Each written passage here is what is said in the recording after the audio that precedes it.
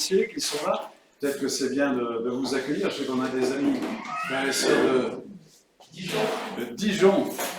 Vous n'avez pas ramené de moutarde.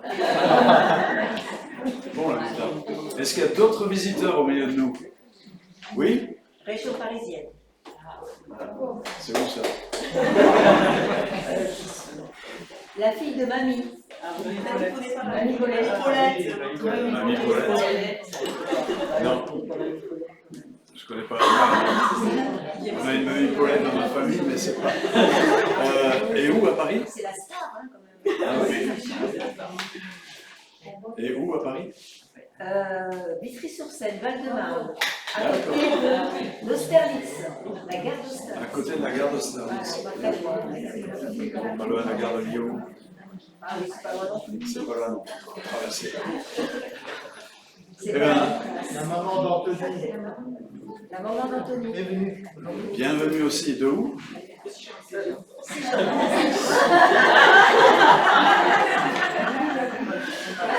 Est-ce qu'il y a des vacanciers qui viennent de Port-la-Nouvelle? En tout cas, bienvenue.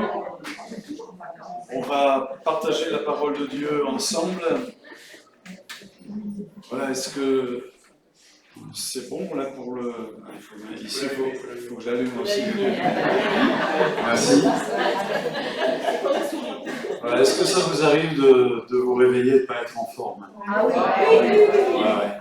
Alors ça, c'est quelque chose qui n'arrive jamais au pasteur. Pas jamais le dimanche. Tous les dimanches, les pasteurs se lèvent toujours en forme. Sauf moi aujourd'hui. Et je dois dire merci aux chants pour les chants. Merci pour la louange aussi, parce que je peux attester qu'il y a cette présence du Saint-Esprit qui est là. Parce que là, je suis en pleine forme.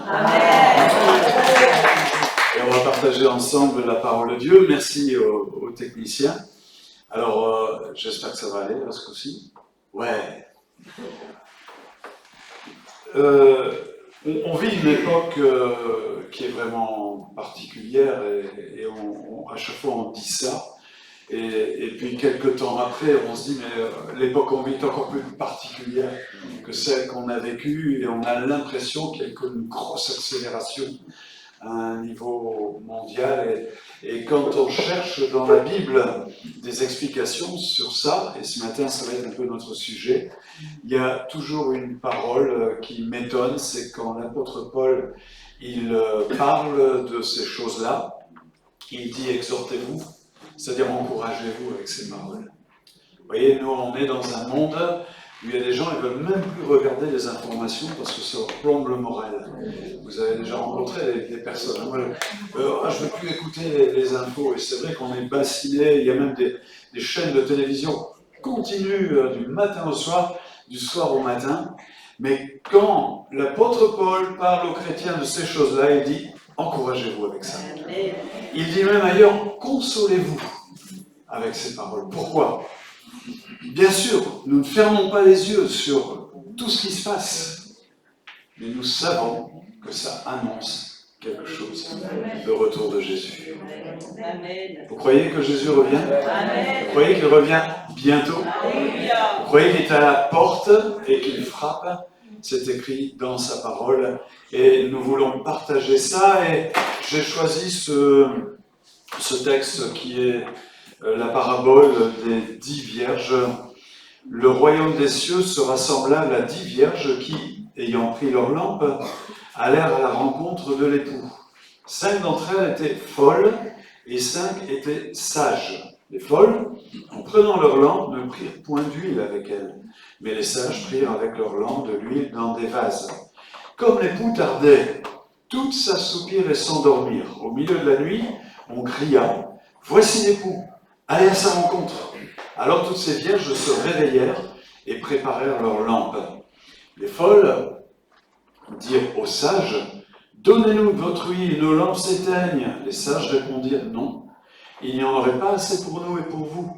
Allez plutôt chez ceux qui en vendent et achetez-en pour vous. » Pendant qu'elles allaient en acheter, l'époux arriva. Celles qui étaient prêtes entrèrent avec lui dans la salle des noces et la porte fut fermée. Plus tard, les autres vierges vinrent et dire « Seigneur, ouvre-nous, ouvre-nous ». Mais il répondit « Je vous dis en vérité, je ne vous connais pas ».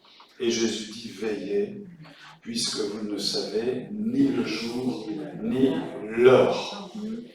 Voilà, il y a quelque chose qui est ici une difficulté pour nous. Et encore, je me demande, c'est que Jésus parle d'un événement, la venue de l'époux. Nous savons, nous, que c'est la seconde venue de Jésus-Christ, que nous appelons son retour. Et Jésus dit que nous ne savons ni le jour ni l'heure. Alors ça peut être une difficulté qui peut nous amener à dire, depuis le temps qu'on parle de ça, il n'y a rien qui a changé.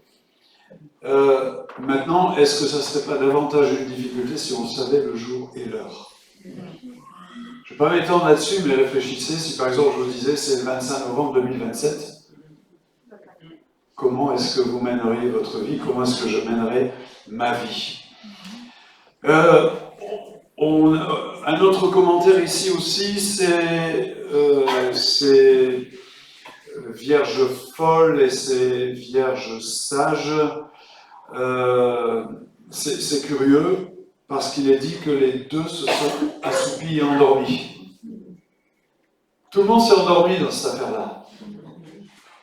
Et on a quelque chose qui est lié dans l'histoire de l'Église au réveil et au retour de Jésus-Christ.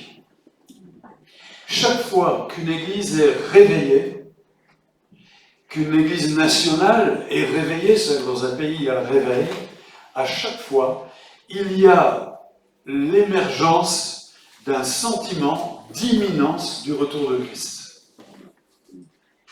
Et à chaque fois que l'Église s'endort, c'est un sujet qu'on met de côté. C'est un sujet qu'on oublie. Dans les paroles des chants, dans les dons spirituels, dans les prédications, dans les messages, dans les lectures, dans les livres. Mais quand il y a le réveil, alors cette imminence du retour est là. Et certains commentateurs ont même dit on peut presque mesurer le degré d'éveil d'une Église à la manière avec laquelle, ou à la priorité, pardon, qu'elle donne au retour de Christ. Une Église réveillée se dit il vient très bientôt. Une Église qui n'est pas réveillée, elle a un tas de choses à faire qui sont tellement plus importantes. Je vous laisse méditer là-dessus. Autre chose qui est bizarre dans cette parabole, c'est les vierges folles qui vont demander de l'huile. Alors on a compris, elles sont folles parce qu'elles n'ont pas d'huile, elles n'ont pas prévu les recharges. Et les sages disent, allez en acheter. Mais attendez, on est quand là? On est en pleine nuit. On est en pleine nuit.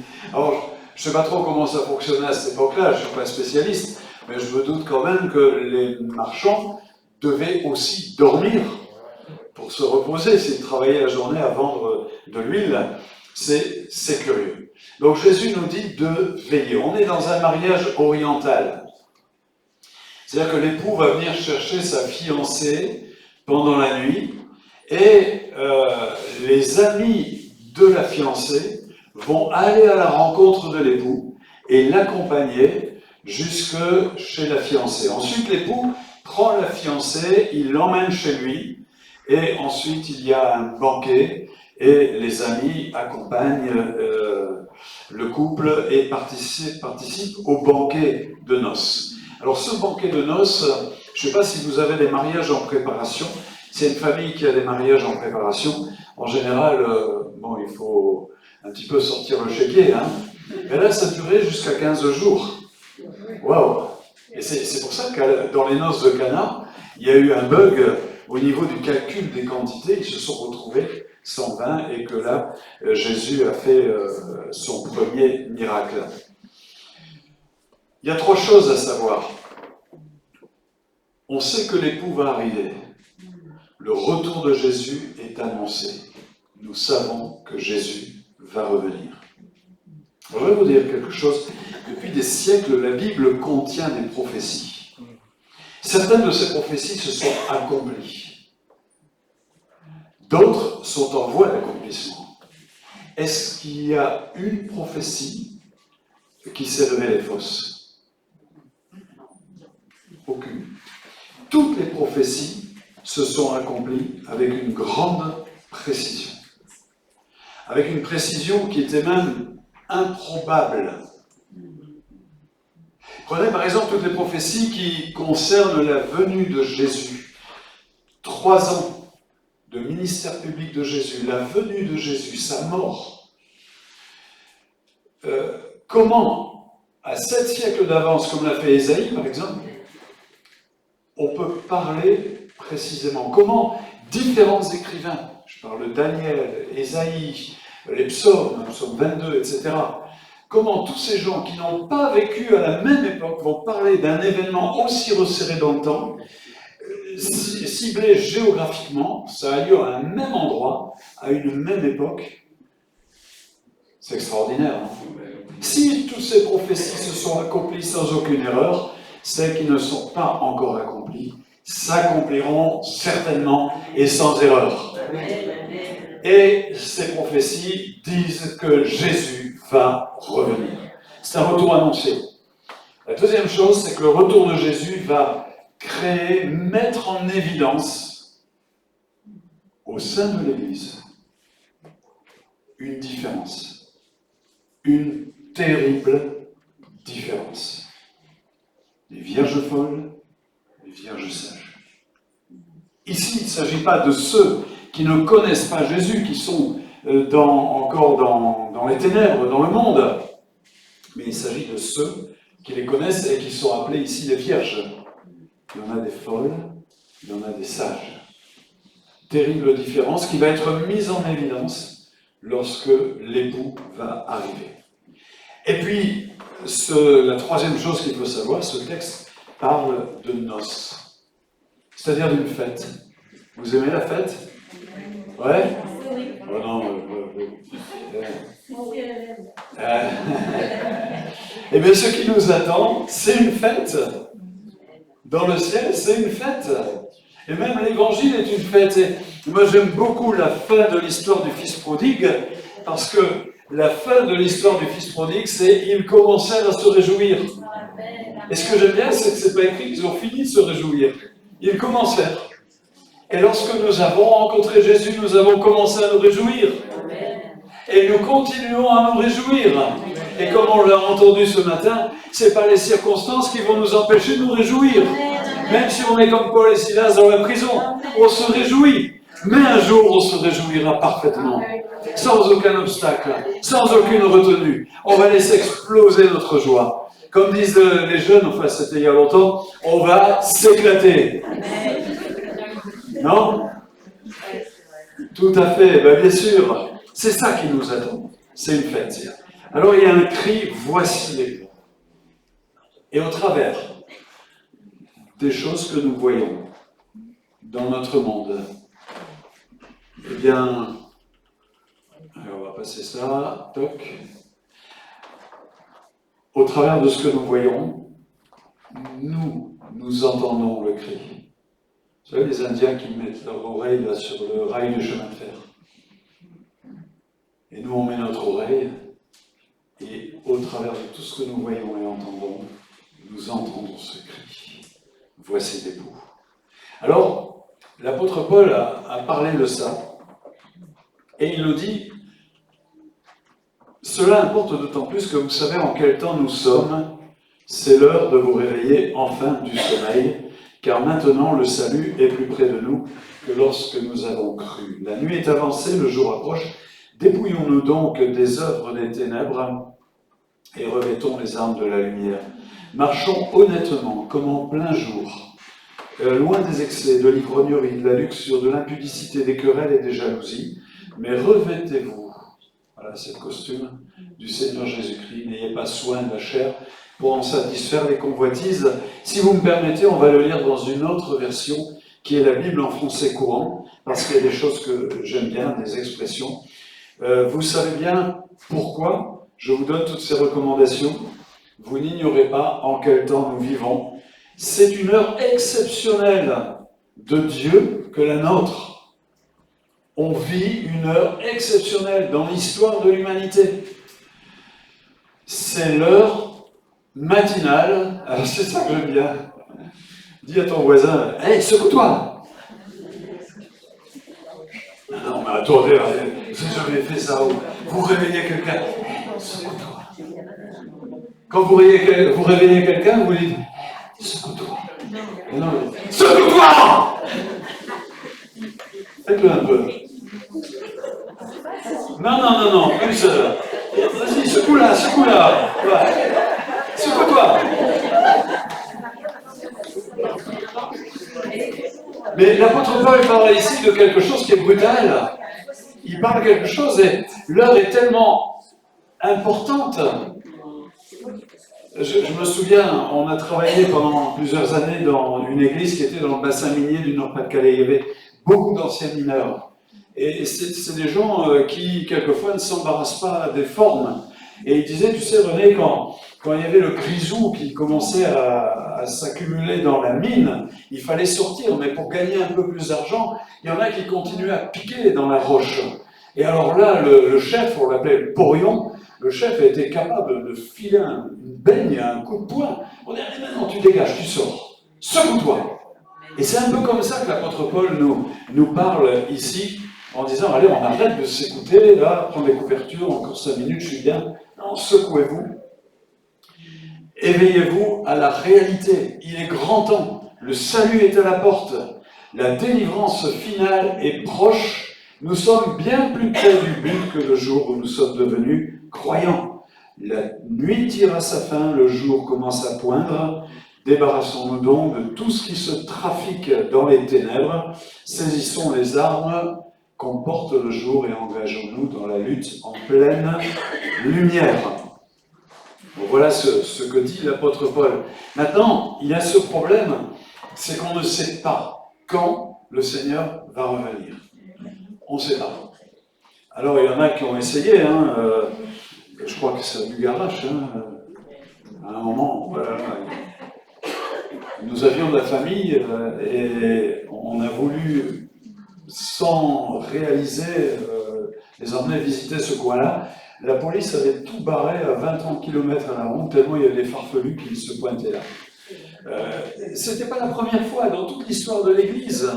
Il y a des gens qui ont dit il va revenir cette nuit, il va revenir ce soir. Il y a même un mouvement qui est devenu un grand mouvement d'église au niveau du monde, où la prophétesse a dit c'est ici sur cette montagne, ils sont venus les foules et personne n'est arrivé. Et elle a dit ah, je me suis trompée, c'est à telle date, et les gens sont revenus. Au lieu de dire qu'est-ce que tu nous racontes, ils sont revenus et à la suite de ça, eh bien, un mouvement d'église a été créé. Mais on a quand même quelques indications. Et les indications qu'on a, c'est qu'il va revenir dans une époque. Et on a les caractéristiques de cette époque. Regardez, pour ce qui concerne notre réunion avec lui, nous vous prions de ne pas vous laisser ébranler dans votre bon sens, de ne pas vous laisser troubler, soit par quelque inspiration, par quelques paroles, par quelques lettres, qu'on dirait venir de nous comme si le Seigneur était déjà là. Donc, si quelqu'un vous dit le Seigneur est là, vous revenez à 2 Thessaloniciens 2, 1, 2, c'est un menteur. C'est un menteur. Ok ? Que personne ne vous séduise d'aucune manière. Il faut que l'apostasie soit arrivée auparavant. Et qu'on ait vu paraître l'homme du péché, le fils de la perdition, l'adversaire qui s'élève au-dessus de tout ce qu'on appelle Dieu, ou de ce qu'on adore, jusqu'à s'asseoir dans le temple de Dieu, se proclamant lui-même Dieu. Donc là, il y a un événement très important. Un homme qui va paraître, on va en reparler un peu, et cet homme va aller se proclamer au-dessus de Dieu, et il va aller s'asseoir dans le temple, ce qui suppose que le temple aura été reconstruit. Et le temple, il est reconstruit où ? À Jérusalem. Ok ? Ne vous souvenez-vous pas que je vous disais ces choses lorsque j'étais encore chez vous, et maintenant vous savez ce qui le retient, afin qu'il paraisse qu'en son temps. Alors ce texte est en train de dire que cet homme puissant, qu'on appelle l'Antéchrist, cet homme puissant va pas être vu et identifié tout de suite. Il y a un temps où il va commencer à monter en puissance, mais il sera retenu. Qu'est-ce qui va le retenir ? Qu'est-ce qui va l'empêcher ? Ce qui va l'empêcher, c'est la présence de l'Église et du Saint-Esprit sur la terre. Le mystère de l'iniquité agit déjà, Il faut seulement que celui qui le retient encore ait disparu. C'est-à-dire que l'Église ait été enlevée, alors paraîtra limpide que le Seigneur Jésus détruira par le souffle de sa bouche, qu'il anéantira par l'éclat de son avènement. Donc le retour de Christ mettra fin à l'hégémonie et au règne de cet antéchrist. On voit déjà dans cette époque, il y a une iniquité qui est croissante. Le sacré est ridiculisé. Pas besoin de faire un dessin. Il y a un esprit de rébellion. Mais vous savez, je ne fais pas de politique et je ne veux pas en faire, en tout cas pas dans mes prédications, mais je suis quand même gêné d'entendre parler de ceux qui nous gouvernent d'une certaine manière, de voir sur les murs des slogans qui sont des véritables insultes à ceux qui nous gouvernent. Je ne pense pas qu'on puisse apprécier ça. Et aujourd'hui, vous avez vu un petit peu ces histoires de refus d'obtempérer, les drames que nous vivons en ce moment avec ces petites filles, mais c'est même plus la rébellion contre l'autorité, c'est le mépris total de l'autorité. Elle n'existe plus. Elle n'existe plus. Bon, c'est vrai que quand on voit nos braves de la garde républicaine danser la samba, c'est pas ça non plus qui va remonter l'autorité, mais il y a cet esprit qui est là. Il est dit que dans les derniers jours, les enfants seront rebelles à leurs parents. Ça, c'est 2 Timothée qui le dit. Et vous voyez, on est dans cette époque aujourd'hui où il y a comme une doctrine qui dit, aujourd'hui le méchant, c'est celui qui fait observer la justice, et l'autre en face qui fait n'importe quoi. Et on a l'impression qu'il y a toujours des circonstances atténuantes. Le pauvre. C'est ce que chantait pendant un temps Gilbert Regenbach, pour les plus anciens qui l'ont connu. Il a tué son père, il a tué sa mère, et il a pitié d'un orphelin. C'est un peu cette doctrine-là dans laquelle on baigne, avec une nouveauté qui s'appelle le wokisme, qui consiste à tout déstructurer. Il n'y a plus rien qui n'a de valeur absolue. Et puis l'amour se refroidit.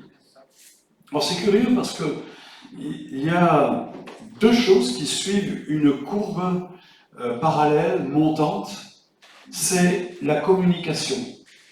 Les outils de communication, c'est incroyable. Salut les internautes, il est en train de filmer, c'est les outils de communication. C'est bien. Et ça monte, et c'est merveilleux ce qu'on peut faire aujourd'hui. Vous vous rendez compte que vous pouvez parler presque en instant T0 à quelqu'un qui est à l'autre bout de la planète.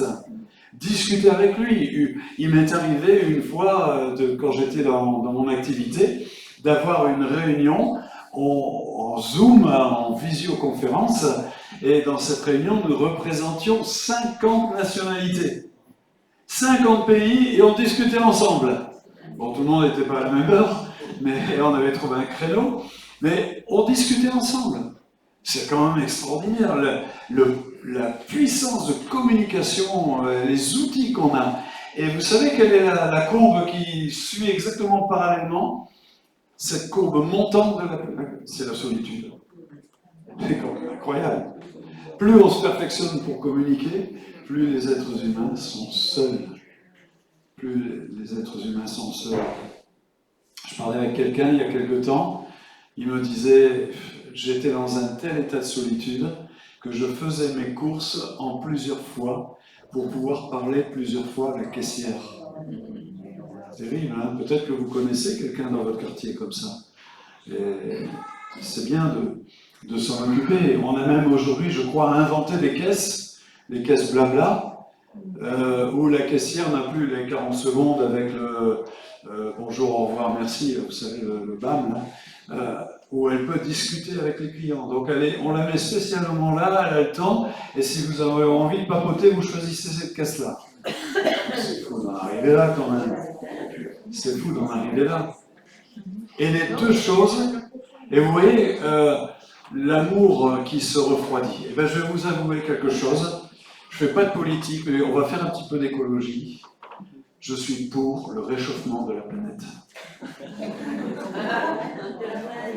Mais l'amour, Je veux militer pour le réchauffement de la planète. L'amour se refroidit, c'est terrible comme constat. Et puis l'apostasie, confusion spirituelle. Confusion spirituelle. Notre pauvre pays, si vous demandez ce que c'est que la fête de Pâques, vous aurez la moitié qui vous répondra c'est une fête de famille. D'autres qui vous parleront des œufs. Noël, on ne parle même plus de Jésus, il n'y en a plus pour le Père Noël maintenant. Voilà. Et puis, pire que ça, on fait circuler du n'importe quoi et les gens sont prêts à croire n'importe quoi, les fakes, et puis on a des doctrines absolument bizarres qui circulent, les gens qui y croient, parce qu'on n'est pas dans une absence de spiritualité, bien au contraire. La spiritualité a le vent en poupe. Et moi, je suis malheureux de voir la difficulté des personnes à croire le message de Jésus et leur facilité à croire du grand n'importe quoi. Et c'est ce temps de confusion spirituelle et puis aussi l'abandon des exigences morales divines. Alors, on pourrait développer là-dessus, mais quand même remarquer que aujourd'hui, on va à l'encontre de tout ce qui, pour les autres générations, paraissait être bien, être mal. Aujourd'hui, avant on disait on appelle le mal bien et on appelle le bien mal. C'est fini ça. C'est qu'il n'y a ni bien ni mal, il n'y a plus rien. Il n'y a plus rien, c'est plus l'immoralité, c'est l'amoralité. Et ça fait que... Et lorsque nous, on vient ici avec nos valeurs qu'on va qualifier de traditionnelles, on dit « Ah, mais ça, c'est judéo-chrétien. Les valeurs chrétiennes, c'est pas bon. » Et pourtant, on sait que ces valeurs sont structurantes. On sait qu'elles construisent la personnalité. On sait qu'elles sécurisent l'être humain. Et on sait, il y a un sociologue... Tony Anatrella, qui, je pense maintenant est très très âgé, s'il n'est pas décédé, mais lui, il avait dit que cette société où il n'y a plus ni bien ni mal provoque de l'angoisse, parce que l'être humain, il n'a plus de repère. Il ne sait pas si ce qu'il fait est bien ou mal, si ça va le conduire à des bonnes choses ou à une catastrophe. Alors il est angoissé à cause de ça. Et il décrivait d'une manière admirable dans un livre tout ce qui se passe avec une explication qui est simplement d'avoir mis Dieu à la porte. C'est ce qu'il dit, donc. D'avoir mis Dieu à la porte conduit à ça. Et puis, dans cette époque, eh bien, il y aura la disparition, l'enlèvement de ce qui retient l'Antéchrist, c'est-à-dire l'Église et le Saint-Esprit. On est des empêcheurs de tourner en rond. Et il ne faut pas s'étonner, et on va terminer un petit peu avec ça, il ne faut pas s'étonner qu'il y ait comme un déchaînement contre l'Église, parce qu'on est un frein, on va à l'encontre, on remonte le courant, et ça gêne qu'il y ait toujours des gens pour avoir ce discours qui est contraire à l'ambiance. Donc l'Antéchrist, déjà c'est une mentalité. Celui qui nie le Père et le Fils, c'est une mentalité. Il ne va pas venir comme ça, il y aura une préparation. Et cette préparation, eh bien, nous sommes en train de la vivre. Il va incarner le mal.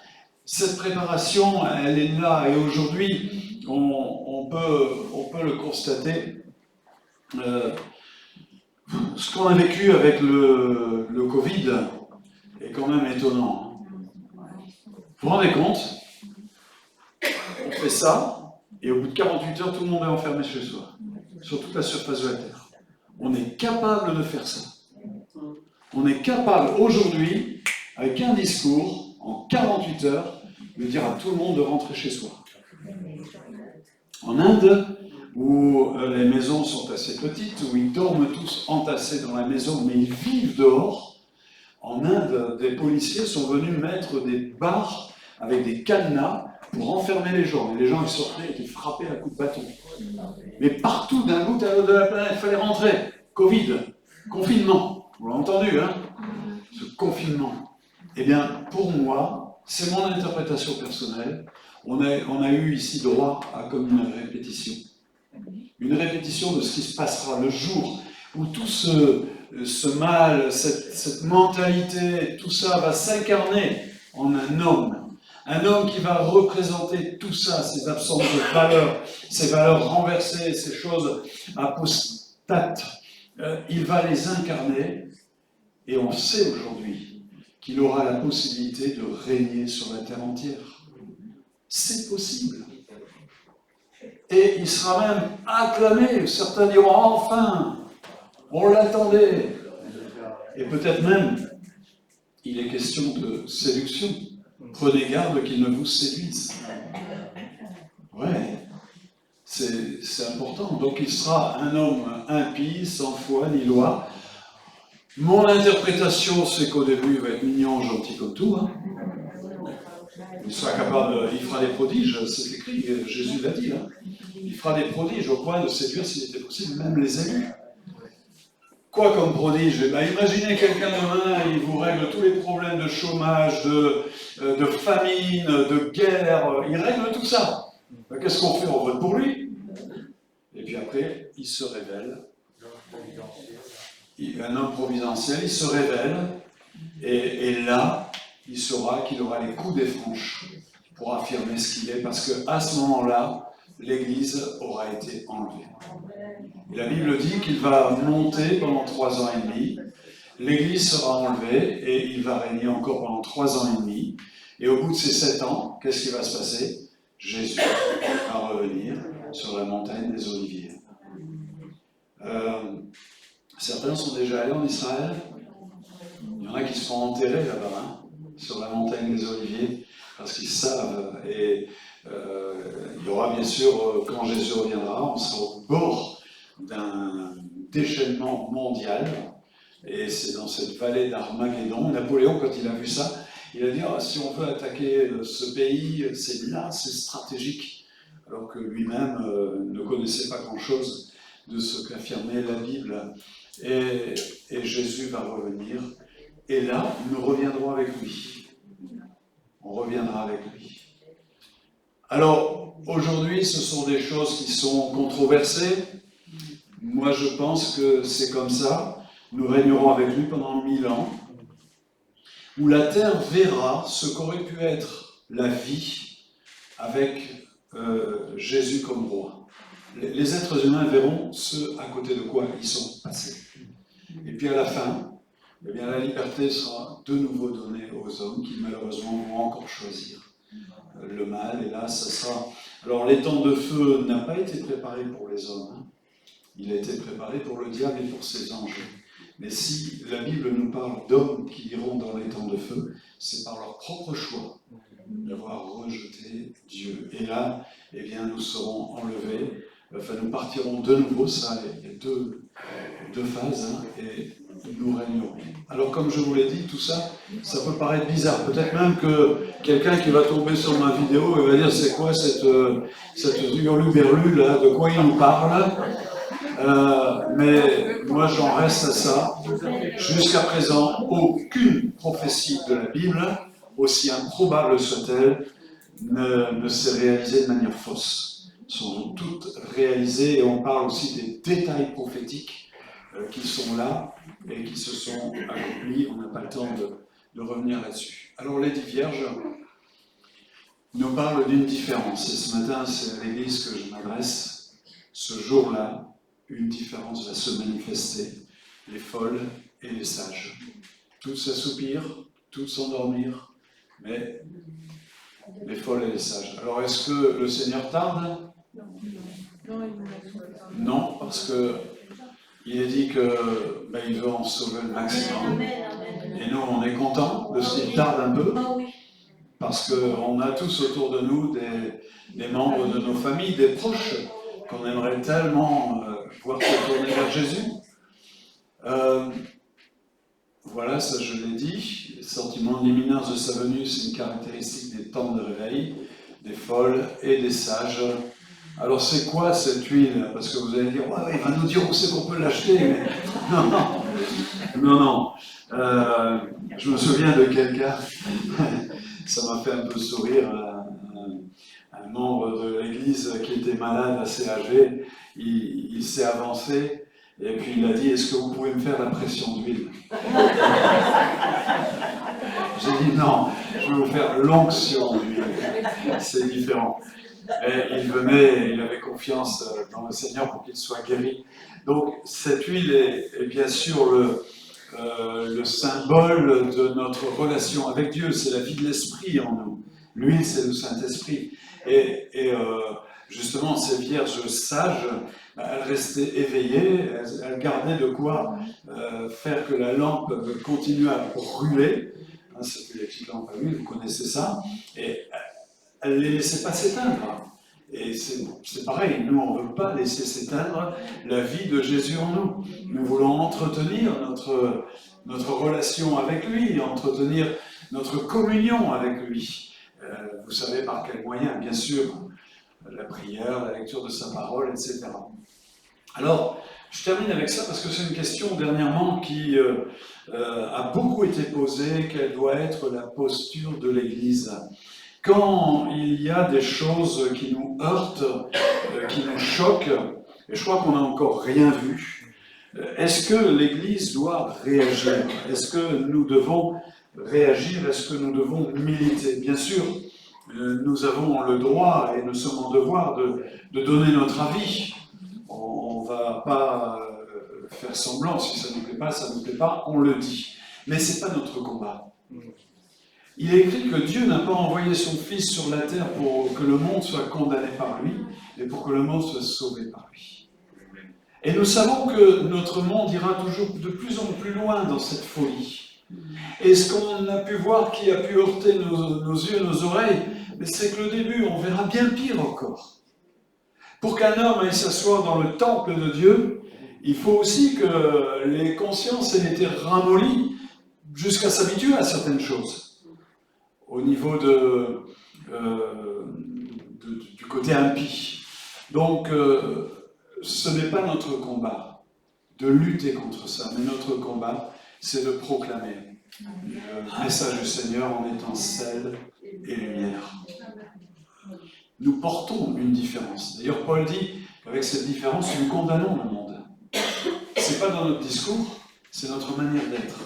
Ce sont nos valeurs. C'est ce que nous acceptons de faire, ce que nous refusons de faire. C'est nos prises de position. Mais sans forcément en faire un discours militant. Sel et lumière. Est-ce que vous dites à votre salière, « Hey, sale-toi un peu !» Non, elle est salée. Et Jésus a dit, « Vous êtes le sel. » Et la lumière, est-ce qu'on lui dit brille? Non, on la met simplement en contact avec la centrale nucléaire, là, et hop, on voit un petit peu d'électricité. Pas tout, heureusement, parce que la centrale, elle en a beaucoup. Et puis elle envoie de la lumière, parce qu'il y a le contact. Et mon contact avec le Seigneur fait de moi une lumière. Et sans même m'en rendre compte, je brille. Et où est-ce qu'on brille le plus? Dans les ténèbres. Plus les ténèbres sont épaisses, plus on brille. Donc notre combat, c'est pas contre les ténèbres, notre combat c'est pour la lumière. Et cette lumière, nous l'avons parce que nous mettons de l'huile dans notre lampe. Alors à la fin, il y aura les noces. Et là, c'est bien, hein, nous les vivants, si nous sommes restés sur terre jusque-là, on va être enlevés avec eux. Alors il y aura d'abord les morts en Christ. Et puis nous serons enlevés avec eux, emportés à travers les airs. Ah ouais, c'est embêtant, il y a pas faux. J'ai vu que vous aviez fait des travaux dans l'église, hein, pour vous, c'est bien. Ça montre, mais il faut enlever le plafond. Hein. Alors, un toit ouvrant. Pour rencontrer le Seigneur, et nous serons unis. Elle est belle cette phrase, hein. Nous serons unis au Seigneur pour être avec lui pour l'éternité. Waouh. Il n'y aura plus BFM TV, il n'y aura plus toutes les catastrophes, il n'y aura plus les tentations, les mauvaises pensées, les frictions, les conflits, on sera avec lui. Que ces paroles soient votre réconfort, vous voyez les mauvaises nouvelles, vous mettez votre oreille sur le rail, vous dites « Ah, il y a l'époux qui arrive » et on se console par ces paroles. Encouragez-vous, fortifiez-vous mutuellement par cette perspective. Parce qu'on est du voyage. Alléluia. On est du voyage.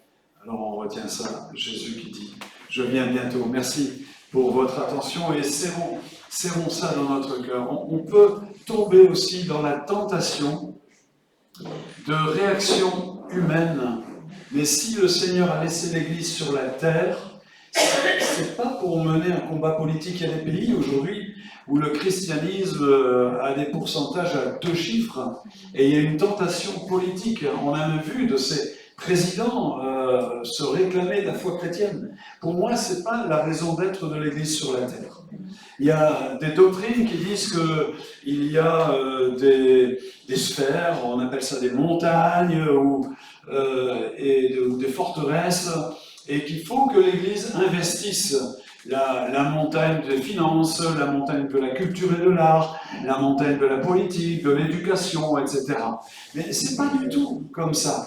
Même si on peut vouloir évangéliser dans ces domaines-là, mais vouloir s'en emparer et prendre le leadership, c'est pas ça que Jésus attend de nous. Ce qu'il attend de nous, c'est que, vous savez le vieux cantique, là, brillons, brillons bien.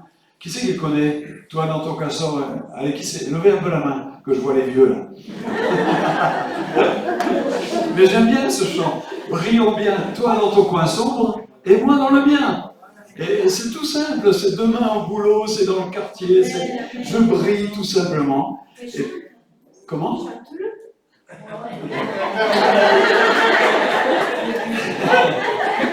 Je te dirais que je me rappelle même plus de l'heure.